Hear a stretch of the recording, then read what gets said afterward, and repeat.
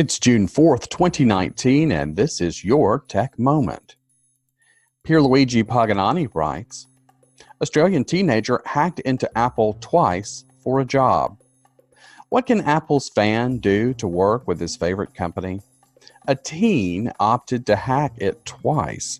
A 17-year-old Australian decided to attract the attention of the tech giant by gaining access to its mainframe with false credentials. The teen was dreaming of a job. Details about this story are at Security Affairs blog today. What is the strangest thing you've ever done to land a job and to demonstrate your skills? Is this teen misguided, or does this approach work? I'd like to know what you think. Leave some comments for me at the blog or engage with me on Twitter. Ron Miller writes, why 4 security companies just sold for $1.5 billion. If you're thinking about starting a technology company, you may want to consider focusing on cybersecurity. Last week was an incredible M&A whirlwind, with 4 security companies getting acquired over just a 3-day period. On Tuesday, FireEye bought Veridon, a 5-year-old startup that helps measure the effectiveness of your cybersecurity defenses, for $250 million. On Wednesday, Palo Alto Networks entered the fray, buying not 1 but 2 Israeli security startups. The big prize was container security company Twistlock for $410 million. It also snagged serverless security company PureSec. Reports in Israeli media pegged that deal at between $60 and $70 million.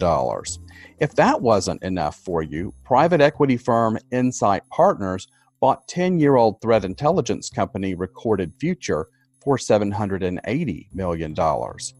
That's more than $1.5 billion changing hands for those of you keeping score at home. If you take a look at the 4 firms, the one common denominator was that each one was covering a different aspect of cybersecurity. 2 were looking at more operational tasks, while the 2 companies that Palo Alto Networks grabbed were aimed squarely at modern developers using containers and serverless technologies. TechCrunch has much more about this today. Will consolidation in the security space make us more or less safe? Usually, moves such as these mean less choice and higher prices.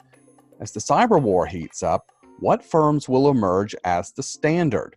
CEOs need to know which security firms are more reliable, provide the greatest value, and can keep data safe from breaches. Mariella Moon writes, Twitter acquires AI startup to help it fight fake news. Twitter has acquired London startup Fabula AI, which is working on a technology to detect fake news.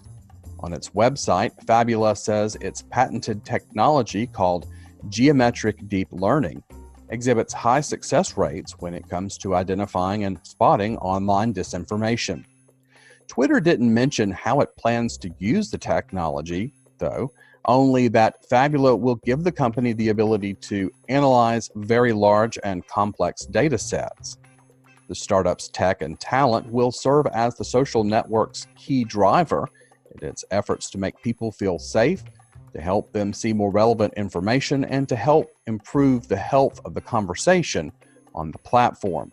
A Twitter spokesperson told TechCrunch in a statement, when asked about the company's plans for Fabula's patented technology, quote, there's more to come on how we will integrate Fabula's technology where it makes sense to strengthen our systems and operations in the coming months.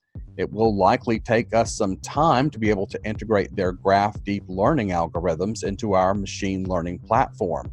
We're bringing Fabula in for the team, tech, and mission, which are all aligned with our top priority, health, unquote. TechCrunch conducted an in-depth analysis of the Fabula AI fake news detection capabilities in February and determined that it has an accuracy of 93%. It's hard to imagine Twitter not putting it to good use in the face of increasing scrutiny over the role social media platforms play in the spread of fake news online. But for now, we'll have to wait and see how the website uses its creation. The Fabula team will join a machine learning research group Twitter is forming under its Senior Director of Engineering, Sandeep Pandey. Twitter says it will make improving the health of the conversation on the website its priority after the Fabula team joins the company, and will follow that up with ways to stop spam and abuse. The article about Fabula at TechCrunch is really worth a read. My question is it really artificial intelligence? So much machine learning carries the veneer of computing, but really is made up of very low-paid workers in developing countries doing repetitive work. What is really under the hood of Twitter's new acquisition? Diane Bartz and Jan Wolf write, U.S. moving toward major antitrust probe of tech giants. The U.S. government is gearing up to investigate whether Amazon, Apple, Facebook, and Google misuse their massive market power, sources told Reuters on Monday, setting up what could be an unprecedented, wide-ranging probe of some of the world's largest companies. The Federal Trade Commission and the Department of Justice, which enforce antitrust laws in the United States, have divided oversight over the four companies, two sources said, with Amazon and Facebook under the watch of the FTC and Apple and Google under the Justice Department. With jurisdiction established, the next step is for the two federal agencies to decide if they want to open formal investigations.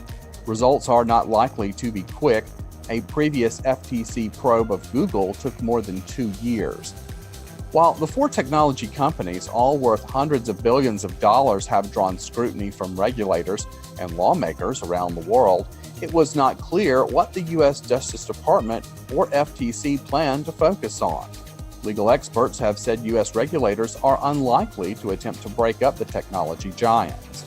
It is rare to break up a company, but not unheard of, with Standard Oil and AT&T being two of the biggest examples.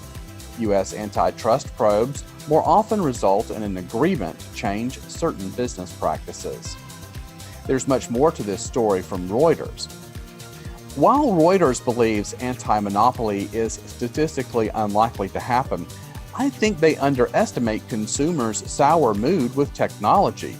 Far too often, we have traded convenience for data privacy and found the cost too high. Silicon Valley, to most, has become a cabal of robber barons, answerable to no one and ruthless. These probes will have teeth that congressional inquiries did not. Let's see what happens. Todd Shields and Eric Wasson write, TV show blackouts would be barred in bipartisan House effort. The second-ranking House Republican and a key Democrat say they'll push to end broadcasters' ability to black out signals during negotiations with cable and satellite service providers. Republican Whip Steve Scalise and Senior Energy and Commerce Committee member Anna Eshoo said Monday they will unveil a bill in the coming weeks. It's likely to set off a fierce lobbying battle between broadcasters, which would lose negotiating leverage, and cable providers, which stand to benefit. Our legislation will allow for greater competition in the marketplace and will empower consumers with more freedom to watch their favorite programming, Scalise of Louisiana, who has focused on the issue since before joining Republican leadership, said in a statement. The system today leaves consumers being held hostage to blackouts due to disputes between companies. Our bipartisan approach will eliminate blackouts and stem the rising costs, said Eshoo of California. The number of blackouts has doubled in the last 5 years, she said. At issue are conflicts over fees charged by television stations for cable operators to use the broadcast signal. If the sides don't agree on fees, the broadcaster can withhold network programming, including sports, from cable systems. A House Energy and Commerce Subcommittee plans to hold a hearing Tuesday on a provision requiring good faith negotiations during talks over fees, which is set to expire January 1st. You can read more details about this new legislation over at Bloomberg today. Question is, should carriers be forced to provide streams where there has been no negotiated price? As a consumer, and admittedly I don't watch much live programming or sports, we should welcome a carrier's ability to deny access to content. In fact, having a la carte choices to build our own lineup would be ideal. Why should I pay higher rates for streams I won't consume? The free market will show carriers and content providers what consumers are willing to pay for and what they do not want to fund. Personally, I believe Roku has a leg up on Fire TV since Amazon wants to push us to content they provide for a fee. Roku provides a uniform search across all services to which I've subscribed, shows me where I can watch live and on demand, gives me a choice of quality, bandwidth. I struggle with a provider data cap, and if the selection can be watched for free with ads. Traditional MSOs need to take note. As subscriber counts fall to conversions of over-the-top programming, rates must climb. That pressure will force more into cord cutting. The traditional model isn't sustainable. So what's the next strategy?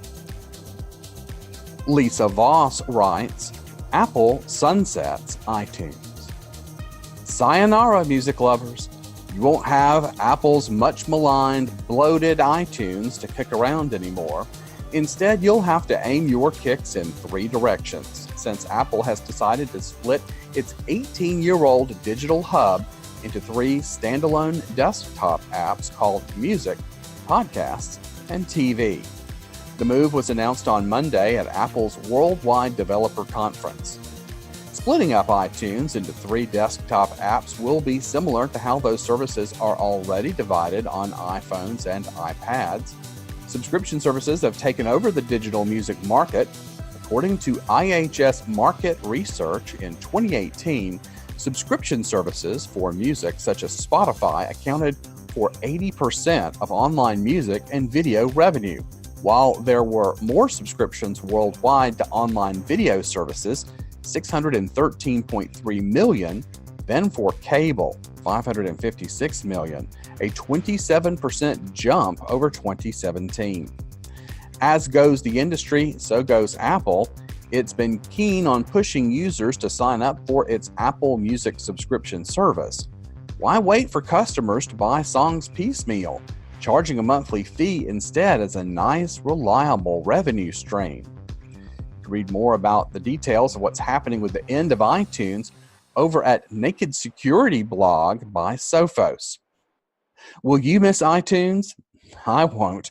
I loved its programmable playlists that could give me songs I listened to about this time last year and other logic, but it long ago became a bloated mess. And frankly, I will never forgive Apple for ruining my collection of rare versions of songs by matching them to a digital equivalent that they preferred I used, replacing them in my library.